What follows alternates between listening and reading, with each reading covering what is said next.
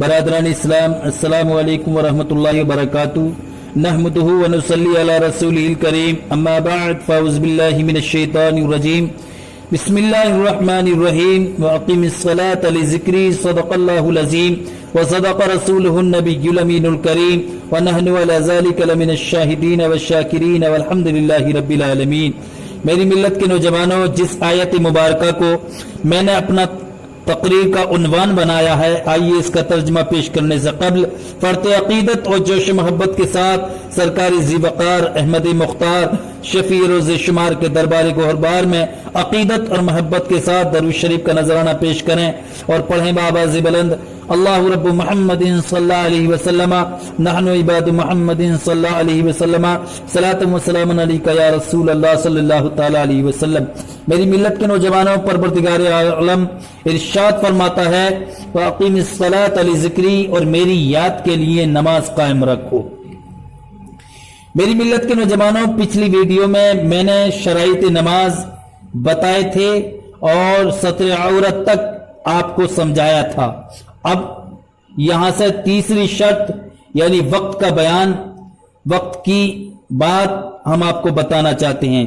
تو شرائط نماز، جو نماز کی 6 شرطیں ہیں، ان میں سے پہلی شرط طہارت، دوسری سطر عورت اور تیسری ہے وقت۔ یہ وقت کسے کہتے ہیں؟ یعنی جس نماز کے لیے جو وقت مقرر ہے وہ نماز اسی وقت پڑھی جائے، جیسے فجر کی نماز صبح صادق سے لے کر سورج نکلنے سے پہلے تک پڑھی جائے، اور ظہر کی سورج ڈھلنے کے بعد سے ہر چیز کے سائے کے دگنا ہونے تک، علاوہ اس کے سائے اصلی کے، اور عصر کی سائے کے دگنا ہونے کے بعد سے سورج ڈوبنے تک، اور مغرب کی سورج ڈوبنے کے بعد سے سفیدی غائب ہونے تک، اور عشاء کی سفیدی غائب ہونے کے بعد سے صبح صادق شروع ہونے سے پہلے تک یہ اس کا ٹائم رہتا ہے۔ یہ تیسری شرط تھی۔ اب چوتھی شرط شرائط نماز کی کون سی ہے؟ استقبال قبلہ، یعنی کعبہ شریف کی طرف منہ کرنا۔ پانچویں شرط کیا ہے؟ نیت، یعنی جس وقت کی جو نماز فرض یا واجب یا سنت یا نفل یا قضا پڑھنا ہو، دل میں اس کا پکا ارادہ کرنا کہ یہ نماز پڑھ رہا ہوں۔ اور چھٹی شرط کیا ہے؟ تکبیر تحریمہ۔ تکبیر تحریمہ کس کو کہتے ہیں؟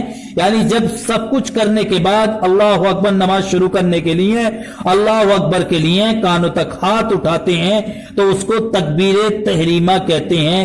یہ چھٹی شرط ہے شرائط نماز میں سے، یعنی اللہ اکبر کہنا یہ آخری شرط ہے کہ اس کے کہتے ہی نماز شروع ہو گئی۔ اب نماز شروع ہو چکی ہے۔ اب اگر کسی سے بولا یا کچھ کھایا پیا یا کوئی کام خلاف نماز کے کیا تو نماز ٹوٹ جائے گی۔ پہلی 5 شرطوں کا تکبیر تحریمہ سے پہلے اور ختم نماز تک موجود رہنا ضروری ہے، ورنہ نماز نہ ہوگی۔ اور میری ملت کے نوجوانوں، نماز پڑھنے سے پہلے نبی کی محبت اپنے دل میں بٹھا کر تب نماز شروع کریے۔ یقیناً وہ سجدہ جو نبی کی محبت میں کیا جائے گا، اس سجدے کو پروردگار عالم یقینی طور پر قبول فرمائے گا۔ میں تو اللہ سے یہ دعا کرتا ہوں، یا اللہ پوری دنیا کے مسلمانوں کو، پوری دنیا کے لوگوں کے دلوں میں نبی کی محبت ڈال دے کہ اٹھیں تو نبی کی محبت میں، جاگیں تو نبی کی محبت میں، سوئیں تو نبی کی محبت میں۔ اسی پہ میں اپنی تقریر ختم کرتا ہوں۔ استغفر اللہ ربی من کل ذنب و خطیئۃ و اتوب الیہ وما علینا الا البلاغ المبین۔ السلام علیکم۔